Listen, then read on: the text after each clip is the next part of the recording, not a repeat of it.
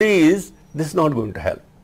The people are under the wrong notion that if we withdraw this and everything will be hunky-dory. It's not going to. But Mr. Raina, everything is not hunky-dory even when the act is there. Now, you've been out of the valley for 19 years. Yes. You can't go back there. No. What I am trying to say is... So, how good is the act then? Every time they feel, mind it, look, all are not with these people. There is a limited number, I can tell you. But because of that jihad influence or sharaba, others are quietly hiding. But these people will feel that they have won. Every time you feel you surrender here, this gives them a boost ki abhi to ye bhi diya, ab aage wo bhi mangenge. And already they are saying... Well, when you say they, you are referring to obviously the militants. But in this case, I think... No, I am asking, not militants. I am talking about the so-called separatists. But look at the kind of protests that took place. I mean, I think thousands of people day after day were out in the streets throwing stones, facing bullets. Agreed. Look at the protests you are having in Haryana today or Jats. It is everybody, you have to give an excuse. People will be on the roadsides. You see what has happened in... Mr. Benz, your reaction to what Mr. Raina said? You see, if we do not have that, if we don't respond to a democratic mass upsurge on the street, then we have no other way. In democratically, people comes out on the street, that's the highest form of resentment.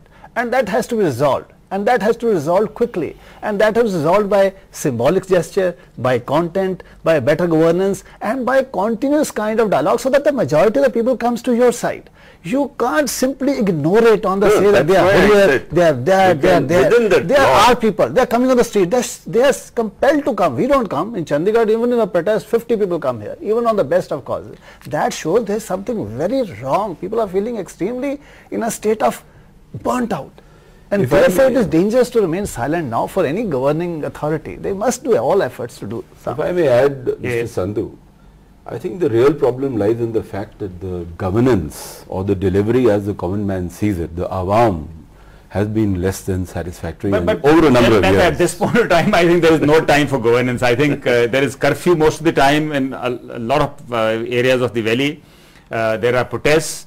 And all kinds of demonstrations. So who gets the chance to govern there? Only request to Mr. Sandhu is that the reason for the resentment has to be accepted as resentment against the governance incapability to deliver what is the basic minimum required by the awam.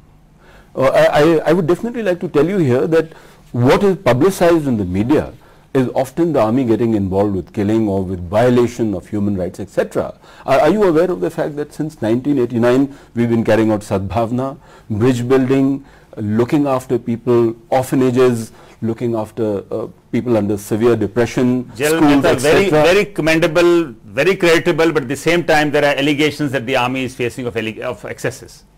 Having said that, I in no way as a responsible soldier would I condone those excesses, and I would say that in each and every if you don't condone them, why not punish them? What I am saying is that you have to take my word for it. I wish I had the statistics just now to prove it to you that the army is in no way involved with a cover-up for excesses committed, and often Mr. Ben's army is no way involved with the cover-up. No, I don't think they are involved in cover-up. It's that procedure is not transparent. They are simply afraid of more democratic open procedure. Suppose like what is there in the Act. Act says the sanction will be by central government.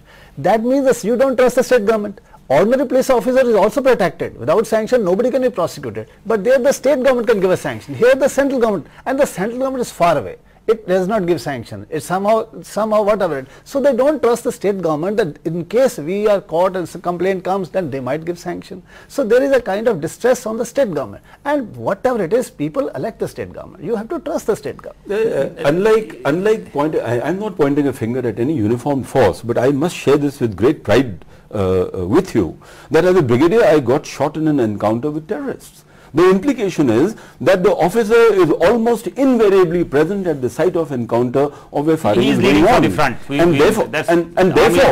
Therefore, we are capable of monitoring exactly what is happening on the ground. So when wrong things happen, we take deliberate action and we are merciless about prosecuting those. We've had the example of Tribal perhaps, where a brigadier is also named and yet no action. Pathribal is a case which is under investigation. Since the matter is sub judice, I wouldn't want to say anything more on that. But the fact is that the police were involved, the military was involved. There was a problem which had been identified, and I would suggest the law should take its own course. Law should take its own course. Certainly. Esteemed guests. Mr. Benz, now before we went into the break, we were talking about whether the army is involved in some incidents or not.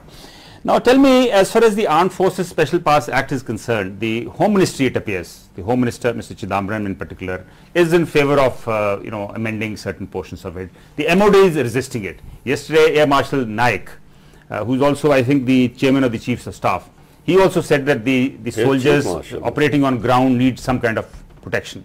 Why do you think various sections are divided on this? I think the act is there for so long and you got used to it. It was there in 58 only for Assam and Manipur. Then it got extended to Punjab. And we see the difference. In Punjab it was there in 3 districts and the extrajudicial killing was maximum in these 3 districts. I don't say the army did it. Most of it was done by the Punjab police. But the effect of the act is there. You feel, and the army just got so used to. Otherwise, as on the ground, the only difference is any army fighting crowd armed there, they are entitled to fight and kill. There is no, even the police force, even a private person is allowed to defend himself. Actually, the prosecution part. When a particular case comes, when there is evidence that a person is wrongly did, that will the army stand on the side of the citizen or side of its own soldier? Then you misinterpret it will the morale of the army. The morale of the nation is far more important. People must trust that there is a transparent procedure. If the army says we have not killed, they will believe the army. It is only in those cases, a very, very small cases, and most of the army officers are actually honorable men.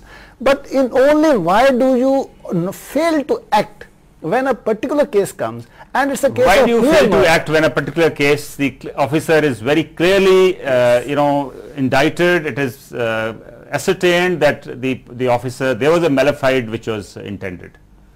Is there any statistic that he can bring out to prove that there is X case where the army well, at least sat on the cases case? are well known, but I'm not Mr. sure Sandhu, my available. personal understanding after spending 38 years in uniform, 12 in Kashmir, is that there is really no case that I can recall where the army deliberately covered up for somebody on the mere premise that he was a soldier and needed protection.